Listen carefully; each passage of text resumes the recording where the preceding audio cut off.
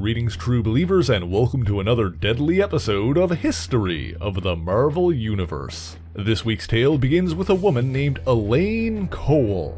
Born into a notoriously violent crime family operating out of Hell's Kitchen, Elaine was raised to be a ruthless killer. After she murdered several police officers, she was apprehended by the vigilante Daredevil and sent to receive psychiatric care. She was eventually released, seemingly rehabilitated. However, upon regaining her freedom, she sought out an old ally of her deceased grandfather, the criminal cyborg known as Silvermane.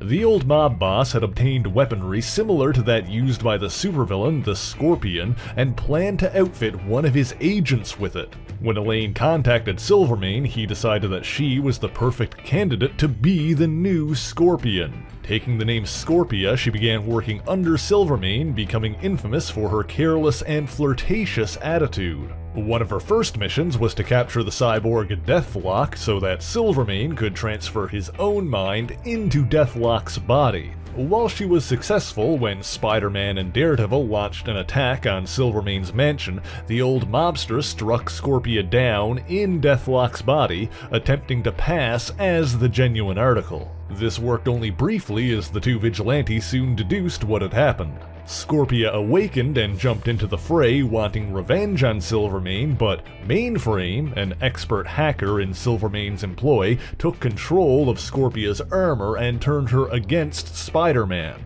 With the arrival of the Punisher and Deathlock struggling to regain control of his own body, the scene erupted into chaos and Scorpia managed to slip away. She briefly joined up with the Sinister Seven, a group of costumed villains who'd banded together after a man called Kane had killed several of Spider-Man's enemies. The Seven never learned this, but Kane was secretly a homicidal clone of Spider-Man with a warped sense of morality. Their plan was simply to kill Kane before he could eliminate any more of them.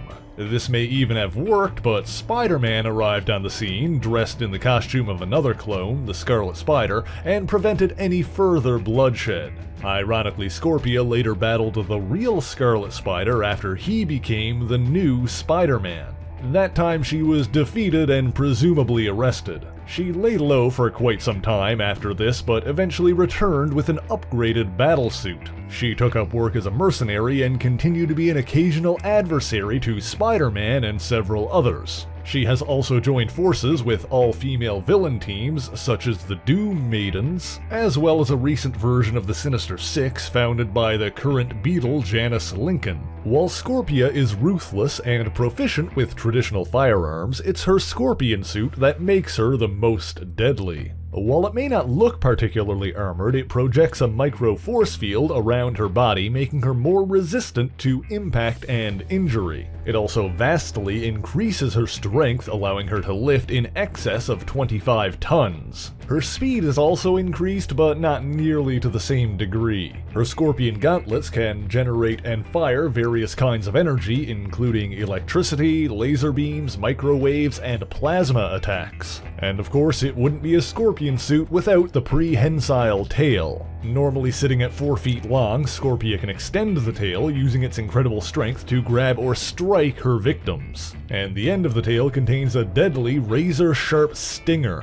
At one time, the tail was shown to break off with sufficient force, but since then has seemingly been upgraded to be longer and more durable. Ultimately, while Scorpia may not be Spider-Man's most notorious adversary, she is still a deadly foe and not to be underestimated. So here's this week's question for those who made it to the end of the video. If Scorpia were to battle the Scorpion, who would come out on top? Would Mac Gargan's experience give him the edge, or could Elaine Cole prove to be the deadlier of the species? Let me know in the comments below. And thank you so much for watching this video. If you enjoyed it, please leave a like, share the video, and subscribe for more marvelous content. Be sure to leave a comment letting me know what Marvel hero or villain you want to hear about next, and as always, the issues referenced in this video are listed in the description below if you would like to read them for yourself, as well as links to other places you can find me, including my Patreon page, where for only $1 a month you can get your name in these special thanks here. So until next time, true believers, Excelsior!